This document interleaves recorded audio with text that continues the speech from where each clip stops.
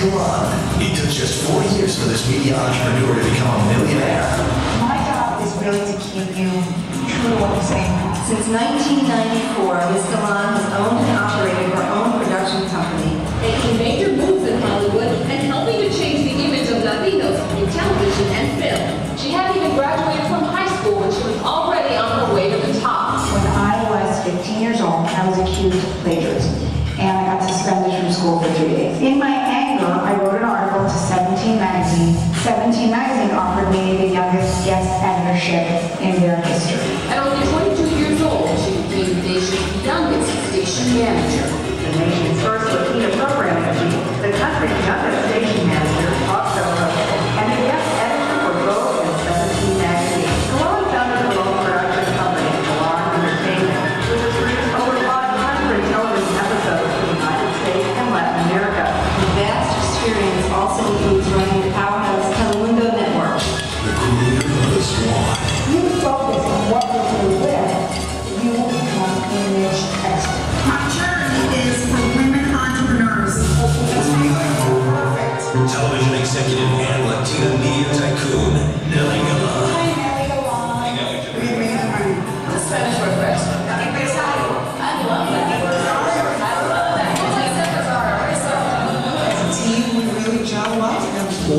Did a good job. Nely. She was really focused and she kept us on task. I think Nely has tremendous ability.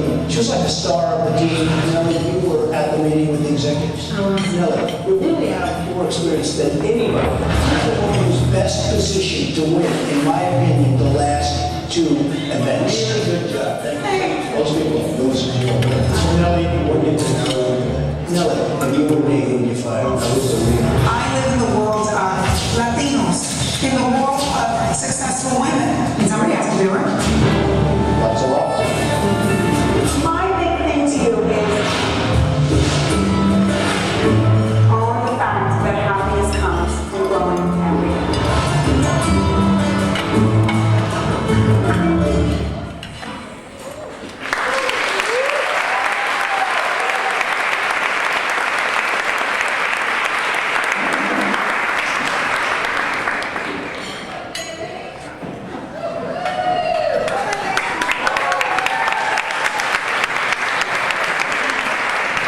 Well, I have to start by saying that I'm Nely Galan and I'm a Verizon aholic. And I want to say it's a very expensive addiction, but it's worth it because it's such good quality. So thank you, Verizon. You know, every time I see that tape, it kind of breaks my heart because, you know, we all sell ourselves and we all sell our accomplishments. And yet I'm here among family. We know how hard it is for all of us in this room to get to any place. And to everything that's on that tape, I know, you know, is sudor. And the heartbreak and the choices I had to make and the decisions I had to make that took other things in my life away. And so, you know, I wanted to come here and share with you because I always, you know, when I watch all these shows on TV and I see, like, you know, this last week that Stephen Jobs passed away and you see all this stuff, you never really hear the truth about what happened behind the scenes. And the pain people suffered to get to where they are, what even motivated them to be an outlier in their community and go outside of how we were all raised. And so I thought, you know, you heard some stuff there, but I thought I'd tell you the real story. You know, it all really started for me because my parents are Cuban, and we came here and we moved to New Jersey, and we moved to an all English-speaking town, so my parents weren't really around a lot of other Latinos. And my parents, they were really kind of depressed. You know, I think the Cubans in Miami did better because they were around other Cubans, but they were kind of a little beaten up. Like, they just felt that their hopes and dreams were gone and they had to start all over again, and they had no money. And so they kind of put all their hopes and dreams on me. And I was the translator, like many of you, and they decided to put me in an all-girl Catholic school that they really couldn't afford. And so every night I'd come home from school and I'd hear my mother going, Arsenio, ¿cómo vamos a pagar esta escuela? How are we going to pay for this? And he'd go, my father being Mr. Roman Catholic would be like,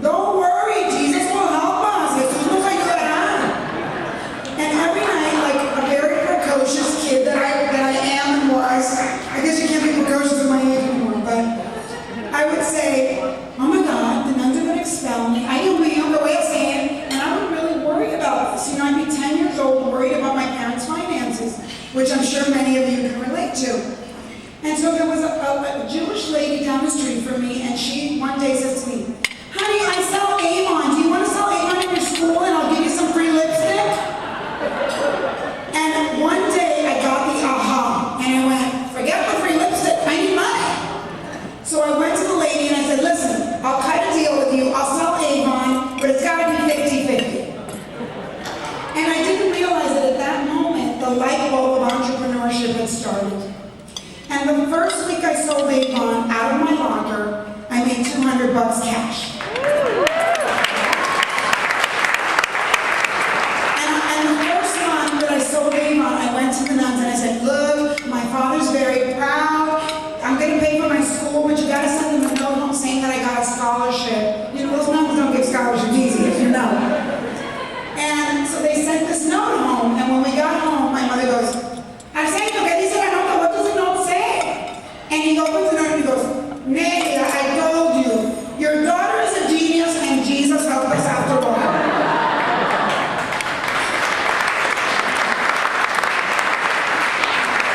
And I always say that that was my life-changing moment. And I think, you know, I don't know if many of us would be where we are if bad things didn't happen to us that made us shift, you know? They talk at the tape a little bit about how the next weird thing that happened to me is 2 years later, I'm in my freshman year in high school, and I get accused of plagiarism. You know, I write some like heavy story for school, and the nuns go, "I don't think you wrote that. I think that's an Ernest Hemingway short story. It's too heavy for a 14-year-old to write that." And I go, "You try to raise your parents and see if you wouldn't write a heavy story." And they suspended me for 3 days.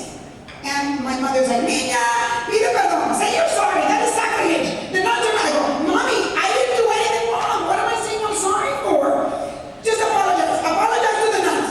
So instead, I was so mad that the only magazine I read at the time was 17 magazine, and I decided I'm going to write a story about why you should never send your kid to all-girl Catholic school. And I'll never forget, it's so clear in my mind, when I gave it to my dad and I said, "Mail this for you," he goes, "¿Qué tú estás haciendo? ¿Qué es eso? What is that?" He goes, "You really think they're going to publish an article you write?" I go, "Mommy, just send it. Just send it." 2 days later, they brought me back to school. The whole thing blew over.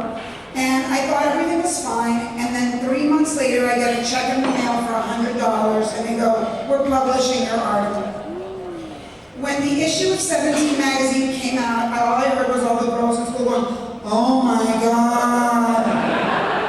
I had even forgotten what I had written.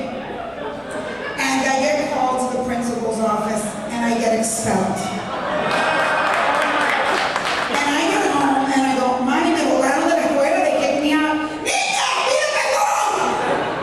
Apologize!" And I go, "Wait a minute, we came from Cuba for freedom of speech.